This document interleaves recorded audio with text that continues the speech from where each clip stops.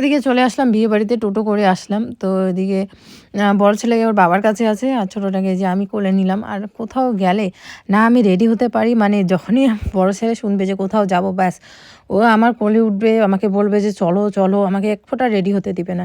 তো যাই হোক, যেরকম পেরেছি সেরকমই এসেছি। আর এখন কয়েকটা বছর আমার এরকমই কাটবে, তারপরে যখন বড় হয়ে যাবে তখন সাজা গোজা সমস্ত কিছুই করতে পারবো। তো এদিকে দেখো, এই যে দীপ্তি দিদি, মানে আমার জ্যাঠতো যে বড় দিদি, ওই দিদির জলছিটা বাবার বাড়ি এটা। তো এখানে এসেছি। ওরা তো আগেই এসেছিলো, বিয়ের আগের দিনই এসেছে জামাইবাবু, দিদি। আর আমরা এই যে বিয়ের দিন আসলাম। বাকি দিদিদেরও নিমন্ত্রণ করা হয়েছিল, মানে সোনামার মা, তারপর হচ্ছে আরেক দিদি, এই যে এখানে কোণে বসে আছে, কি সুন্দর লাগছে দেখো। বিয়ের দিন প্রত্যেকটা ব্রাইডকে এত ভালো লাগে দেখতে, কি বলবো, আর মনে হয় দেখতেই থাকি। তো এও কিন্তু আমাদের স্কুলেই পড়তো, আমাদের থেকে জুনিয়র আর কি।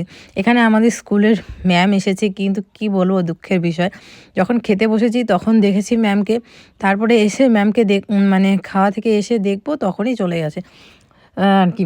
তো যাই হোক, এখানে দেখো আমার থেকেও ছোট ছোট বাচ্চা আছে, নিয়ে এসেছে অনেকেই। আমি ভাবতাম আমি বোধহয় ছোট বাচ্চা নিয়ে এসেছি, দেখি না আমার থেকেও ছোট ছোট বাচ্চা নিয়ে এসেছে। তো এখানে ফুচকা, চাট, জিলিপি, কফি এগুলোর স্টল বসছে। তো এখানে এই যে আমি খাচ্ছি হচ্ছে ঘুগনি। তা ঘুগনি খাচ্ছি, ও সরি, ঘুগনিও বসেছে। আর বাকিগুলোতে এত ভিড়, আর ফুচকা তো আমি খাই না। আগে আমি খুব ফুচকা ভালোবাসতাম, তোমরা জানোই, কিন্তু এখন আর ফুচকার দোকান দেখলে 10 হাত দূরে থাকি, আমার ফুচকা একদমই পছন্দ না। তো এটা দেখে খুব ঝাল লাগছে, তো খাবো না। আর ছেলেকে এই যে মা দুটা শুকনা ফুচকা, মানে জল ছাড়া, তারপরে হচ্ছে আলু ছাড়া শুকনা ফুচকা দিল। তারপরে এদিকে বসে পড়লাম খেতে। প্রথম যে ব্যাচ ওটাতেই খেতে বসেছি, কারণ আমরা সন্ধ্যে 7:30টার দিকে গেছিলাম, প্রথম ব্যাচ 8টার দিকে বসেছে। হ্যাঁ, তখনই আমরা বসে গেছি, কারণ কি বলো তো, তাড়াতাড়ি বাড়ি ফিরতে হবে। তো সেই জন্য আর কি তাড়াতাড়ি বাড়ি চলে যাচ্ছি। আর একটা খুব খারাপ খবর আছে, যেটা শোনার পর কিছুই ভাল লাগছে না, বিয়েবাড়িতেও থাকতে ইচ্ছা করছে না।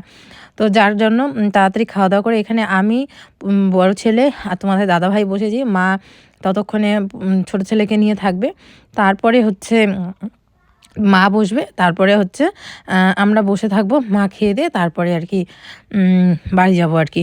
এদিকে আমাদের কাকা শ্বশুরের টোটো আছে। তো পুচকুকে এখানে আগে তো খাইয়ে দিতে লাগতো, এখন বিয়ে বাড়িতে ও জেদ করে একা একাই আমি খাবো। তো এই যে একা একাই ও খাচ্ছে, হাত দিয়ে যতটুকু পারে খাক। তো এই যে এদিকে চলে আসলো সবার প্রথমে সাদা ভাত, তারপর হচ্ছে ডাল। আর এই ভাত, ডাল আর একটা যে বেগুনি থাকে, এটা দিয়ে খেতেই বেশি ভালো লাগে। এখানে এই যে জামাইবাবু এসে দেখা করে গেল সব। তারপরে এই যে বেগুনি চলে আসছে, এটা দিয়ে খাওয়াটা না খুব শান্তি হয়। তারপরে যখন মাছ টাছ পড়ে তখন আর অতটা খেতে ইচ্ছে করে না, কিন্তু রান্নাগুলো এত ভালো হয়েছে। এই রান্নাটা কে করেছে বলো তো? আমার বড় ছেলের বার্থডে, সরি, ছোট ছেলের বার্থডেতে যেই মাসিটা রান্না করেছিল, ওই মাসিটাই রান্না করেছে।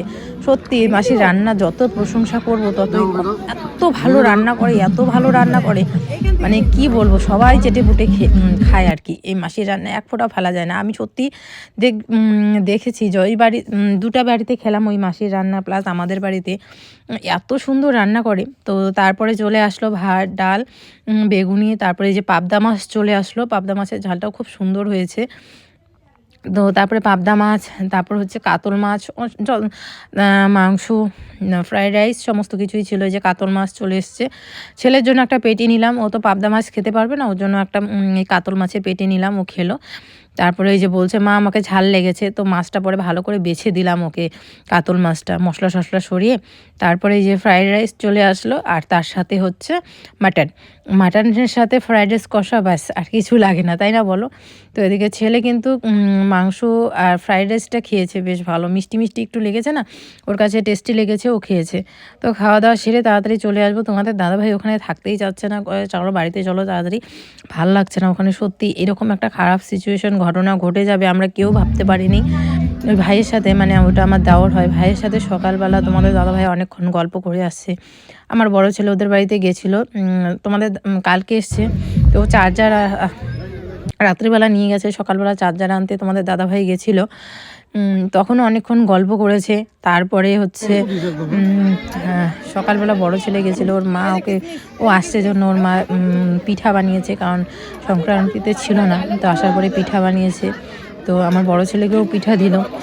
তো পিঠা টিঠা খেয়ে আসলো। আর এরকম অবস্থা হবে সত্যি মানে ভাবা যায় না, খুব খারাপ লাগছে। এখন শুধু ঠাকুরকে সবাই গ্রামের ডাকছে যে ওরা দুইজনই, যারা দুইজনই এরকম হয়েছে, ওরা দুইজনই যাতে তাড়াতাড়ি সুস্থ হয়ে বাড়িতে আসে।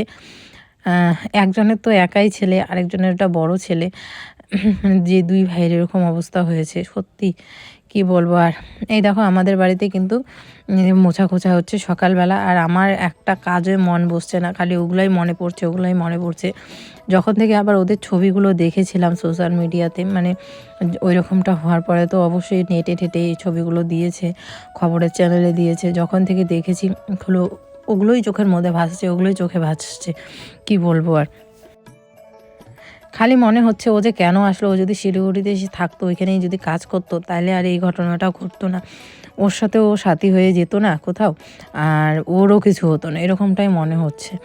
তো যাই হোক, যেটা ভগবান কপালে লেখে সেটা হয়, এটা আর কিছু করার নেই। এদিকে দেখো বড় ছেলে কলের পাড়ে, ঘুম থেকে উঠেই ও কলের পাড়ে দৌড়ে যায়, ও কলের পাড়েই সমস্ত কাজ, কি বলবো, আর সারাটা দিন ওই কলের পাড়ে থাকে। ঘুম থেকে উঠেই আমার বর মানে তোমাদের দাদাভাই চলে গেছে নার্সিংহোমে ওদের ওইখানে। আর এদিকে আমি রান্না করেছি ভাত, ডাল আর আলু ভাজা, আর শুকনা মাছ দিয়ে একটা হচ্ছে দুটা বেগুন ছিল, ওটার একটা ইসে করছি, কারণ রান্নাবান্না কিছুই করতে ভালো লাগছে না, আর সবজি পাতিও কিচ্ছু নেই ঘরের মধ্যে। ওদিকে কাউকে দিয়ে আনাবো, যে গ্রামের প্রত্যেকটা লোক গেছে আর কি হসপিটালে, নার্সিংহোমে একটা লোকও নাই, মানে প্রত্যেকটা লোক বলতে পুরুষ মানুষগুলোর কথা বলছি, মহিলারা তো সবাই আছে, পুরুষ মানুষ যাদের বাড়িতে আছে সবাই গেছে আর কি দেখা করতে আর কি। এরকম একটা ঘটনা সিচুয়েশন হয়েছে, গ্রামের দুইটা ছেলের এরকম অবস্থান, তো সবাই গেছে। তো যার কারণে আর কি আমাদের যে ভাসুর আর কি, আমার ওই দাদাও কিন্তু সবজির ব্যবসা করে, তো সেদিনকে মালও করেনি, তো আসলে বন্ধুরা এখানে একটা সমস্যা হয়েছে। সমস্যাটি হলো এই যে মিতু ভয়েসগুলো দিচ্ছিল, আমি জানি না তোমরা যদি কেউ জেনে থাকো এই সমস্যাটা, অবশ্যই একটু তোমরা কমেন্ট করে জানিয়ে দেবে। তার আগে আমি বলছি যে সমস্যাটা কি। ও নর্মালি ওর হাতে এরকমটা হয়, আমার হাতে কোনো দিনও হয়নি। তো নর্মালি যখন ও হচ্ছে যে ভয়েস ভিডিও করছে সামনের ক্যামেরা দিয়ে, তখন হচ্ছে যে ওর এই মাঝে মাঝে, এর আগেও দু একদিন এরকমটা হয়েছে, মানে কথা বলতে বলতে হঠাৎ করে স্লো মোশন হয়ে যায়। আর স্লো মোশন হলে তো পরে কথাগুলো তো বোঝা যাবে না, তার সাথে সাথে ভয়েসগুলো তো স্লো মোশন হয়ে যাচ্ছে। তো এই জন্য তো আর ভয়েস অরিজিনাল যে কথাগুলো, তার যে মানে সে কি বলছে সেই কথাগুলো কিন্তু আমি এখানে আর তোমাদেরকে করতে পারছি না, শেয়ার করতে পারছি না, কারণ বোঝাই তো যাচ্ছে না। পুরো ভিডিওটাইতে হচ্ছে গিয়ে ওই স্লো মোশন হয়েছে, যার জন্য আমি ভয়েস দিতে আসলে বন্ধুরা এই সরস্বতী পুজোর দিনটা আমাদের কাছে, আমাদের পাড়ায়, আমাদের গ্রামের কাছে খুব একটা মনে রাখার মতো দিন। এবং যদিও শুরুটা সকালটা খুব ভালোভাবেই কেটেছিল আমাদের দুই ছেলেকে, তো তোমরা দেখেইছো আগের ব্লগে, দুই ছেলেকে সুন্দরভাবে আমরা মৃত্যু সাজিয়ে গুজিয়ে একটুখানি তোমাদের সাথে ভিডিও শেয়ার করেছিলাম। কিন্তু দিনের শেষটা মানে বিকেলে বা সন্ধ্যার দিকে যে এরকম একটা ঘটনা ঘটবে সেটা কিন্তু আমরা কেউই প্রস্তুত ছিলাম না এরকমটা শোনার জন্য।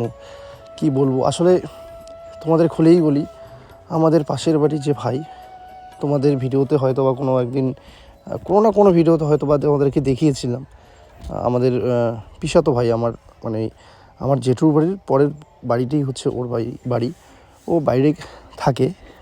তো সরস্বতী পুজো উপলক্ষে ও আসছে বাড়িতে ঘুরতে।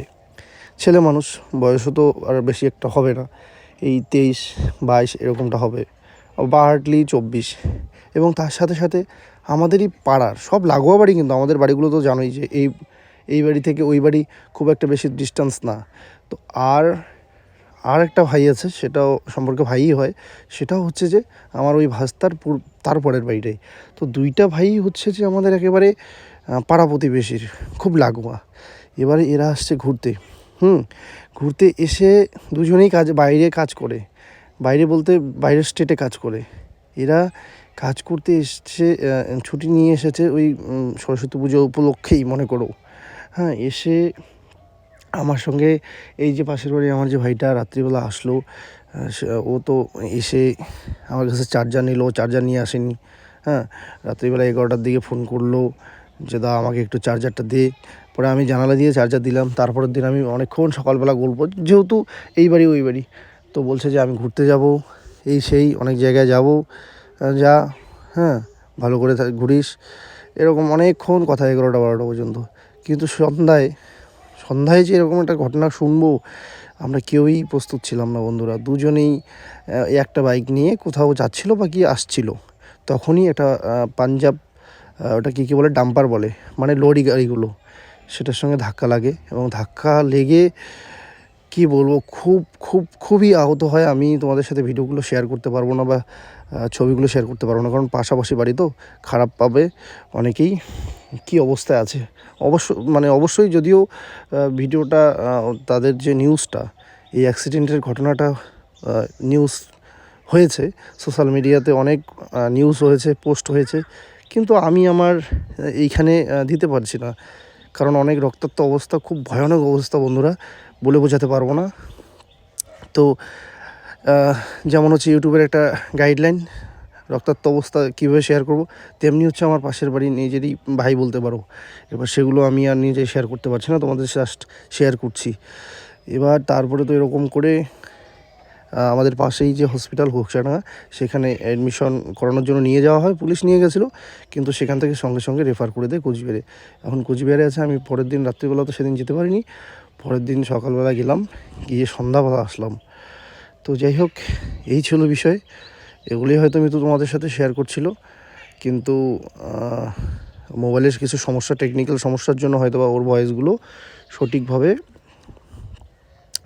দিতে পারেনি, আসেনি। এই হচ্ছে বিষয় বন্ধুরা।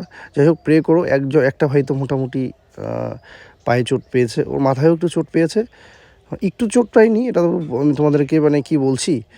তো একটা ভাই মোটামুটি সুস্থতার মানে দিকে, কিন্তু আরেকজন বুঝতেই পারো, আমি বলতে পারছি না। দুজনেরই খুব খারাপ অবস্থা ছিল, খুব ক্রিটিক্যাল অবস্থা ছিল।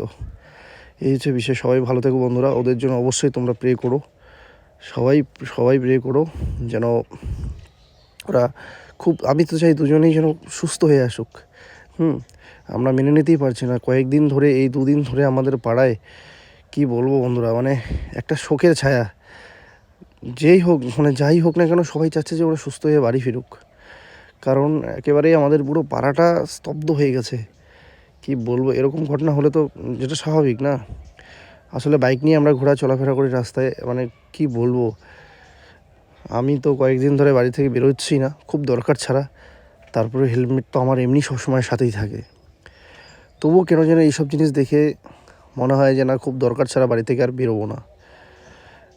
তো এই হচ্ছে বিষয়। তো যাই হোক বন্ধুরা, সবাই ভালো থেকো, তোমরা দেখতে থাকো ভিডিওটা।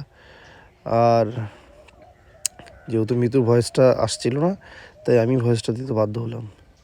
আর যদি পারি, তোমাদের অবশ্যই, তোমরা তো আবার এটাও বলতে পারো যে দানিশদা, আদৌ ঘটনাটি কি কতটা সত্য, কতটা মিথ্যা, তুমি তো শুধু মুখে বলছো। আমি যতটুকু পারি আমি শেয়ার করব, কিন্তু আমি খুব বেশি শেয়ার করতে পারবো না এই মুহূর্তে। এই হচ্ছে ব্যাপার।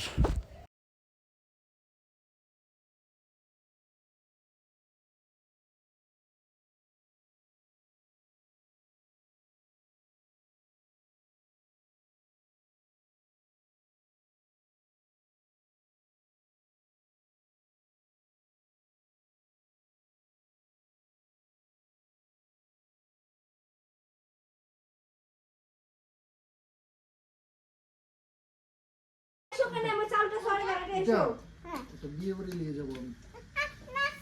হ্যাঁ, দিব কাপটা একবার ঘরে নিয়ে যাবো। খোলো, ওই ঘরে যাও।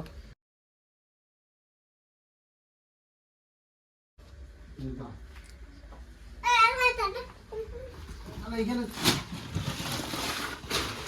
পরে ঢালো।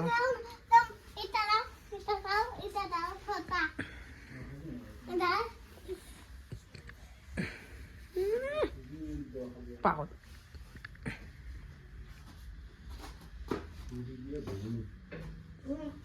দেখো কি লাগাইছে চা খাইতে চা খাইতে দেখো তো ছানা করে গেল আয়া আসি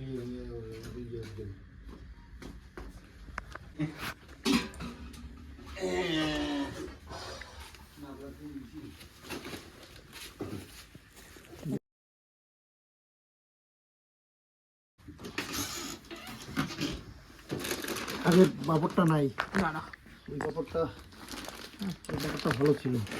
এটা কি ব্যাপার? এটা যে জিরা দেওয়া পাপড় আসছে কোটা থেকে। হ্যাঁ হ্যাঁ হ্যাঁ, পাপড় না। হুম,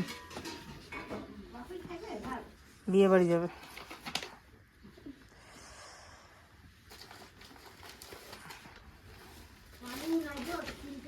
এই কত আলু ওই পাশে আইনে রাখছি। নাম্বার ওয়ান হবে হয়তো হানি শীতের দিনে। হুম শোয়ান না রে একটু ভাই, কলগেটটা রাখ, বেশি আমাকে বোঝাইতে হবে না।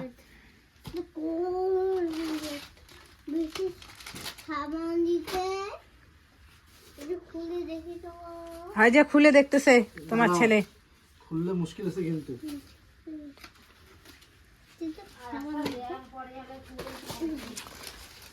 ও কলগেট নিয়ে ও চলছে। ওকে, এবার যদি ও কলগেট নষ্ট করে না, বের করুন না, মারি খাবে। মাছ তো খাবেই, কম্বাইন করে। তো দেখো বন্ধুরা, এখানে এনেছে 3 প্যাকেট তেল, 3 কেজি তেল। তারপরে নিয়ে আসছে হচ্ছে নাম্বার 1 সাবান, নাকি নির্মা সাবান, নার্মা গেল 3,500 টাকা এখানে বাজার। ও চাল মানে চাল নিয়ে, ইনক্লুডিং চাল। তারপরে নিয়ে আসছে এই দিক থেকে দেখাই, হ্যাঁ 3 প্যাকেট তেল। তারপর হচ্ছে মধু নিয়ে আসছে ছেলেদের জন্য, হানি। তারপরে নির্মা সাবান, বাসন মাজা সাবান। তারপরে হচ্ছে খেজুর। তারপরে হচ্ছে মুসুর ডাল, ছোট ছেলের নেস্টা, সার্ফের প্যাকেট, ধূপকাঠি, হোগলা সাবান, দেখি চিজ, 3 প্যাকেট বিস্কিট, মুড়ি যেহেতু চিরা আছে তার মধ্যে হচ্ছে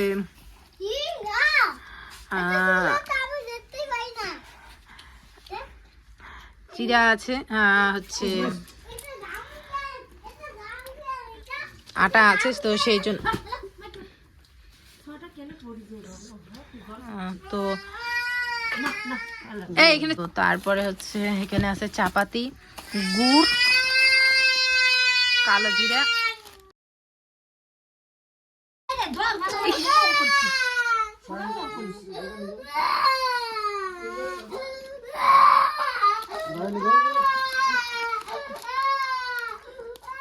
কালো জিরা, পাঁচফোড়ন। করে